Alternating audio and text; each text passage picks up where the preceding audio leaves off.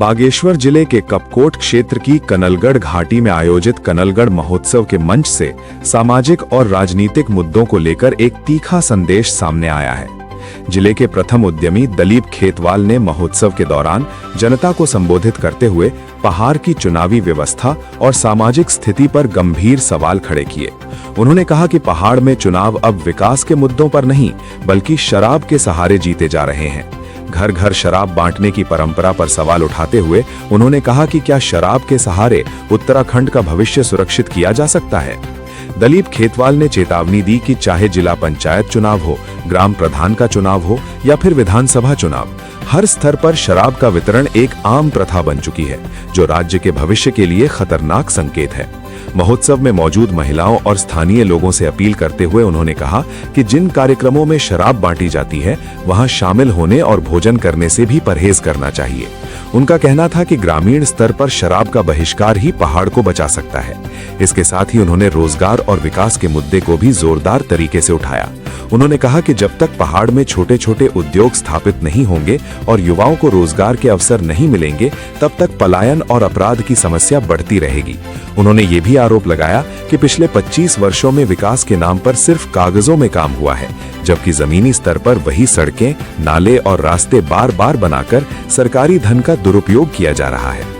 युवाओं में बढ़ते नशे, खासकर चरस के प्रचलन पर चिंता जताते हुए उन्होंने कहा कि रोजगार के अभाव में युवा गलत रास्तों की ओर बढ़ रहे हैं, जिससे अपराध बढ़ रहा है और कई युवा जेलों तक पहुंच रहे हैं। कार्यक्रम में कपकोट विधायक सुरेश गढ़िया, जिला पंचायत अध्यक्ष शोभा आर्या सहित भाजपा के कई नेता और बड़ी संख्या में स्थानीय लोग मौजूद रहे।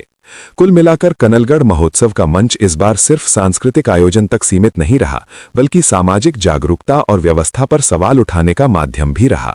निवेदन करना चाहता हूँ, जो भी चुनाव जीतता है सब शराब के माध्यम से चुनाव लड़ रहे हैं। क्या इससे हमारा राज्य का भला होगा? घर घर शराब बांटना ये कहाँ का नियम है? जब देखो शराब शराब शराब, शराब से भला होगा क्या? इसको कौन रहेगा इस बात के बारे में?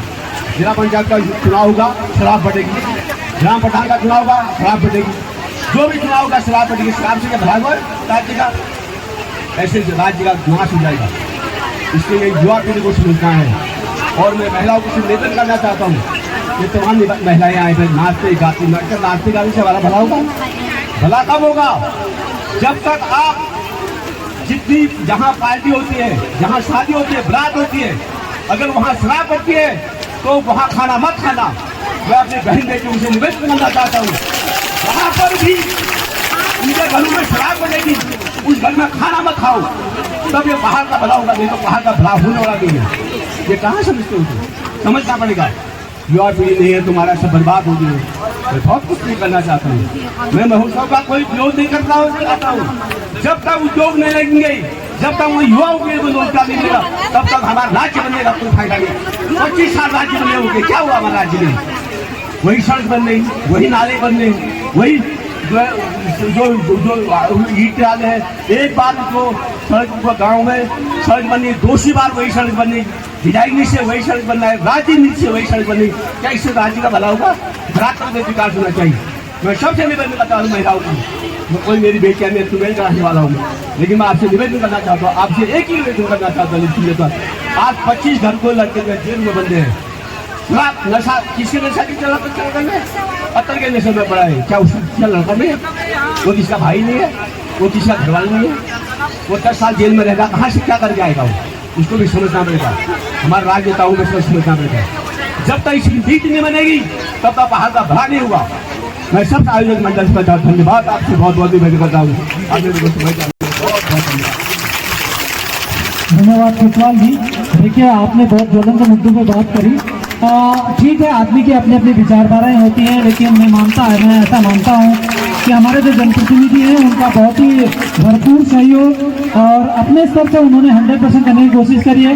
जहाँ तक नशे की बात है या किसी भी प्रकार का नशा हो, मैं राजनेताओं से ज़्यादा जो है अभिभावकों की जिम्मेदारी ज़्यादा समझता हूँ कि उन लोगों को कैसे हो उन चीज़ों को कंट्रोल कर सकते हैं और अपने बच्चों को गलत लाइन में जाने से रोक सकते हैं। और